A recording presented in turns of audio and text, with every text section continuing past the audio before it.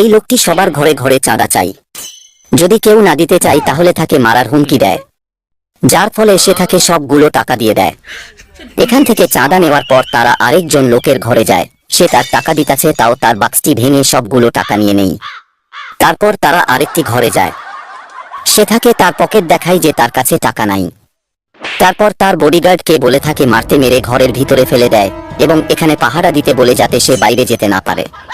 তারপর পিছন থেকে তার বন্ধু দেয়ালের ফোঁটা করে যাতে সে পালাতে পারে, কিন্তু এটা বডিগার্ড দেখে ফেলে। যখনই সে ভিতরে গিয়ে থাকে বলে এ ঘটনা, ঠিক তখনই সে খুশি হয়ে দৌড়ে পালাতে যাবে, ঠিক তখন বাহির থেকে বডিগার্ড দেয়ালের ফোঁটা জোড়া লাগিয়ে দেয় আর বেচারা দেয়ালের ধাক্কা খেয়ে পুরাই বেহুশ হয়ে যায়।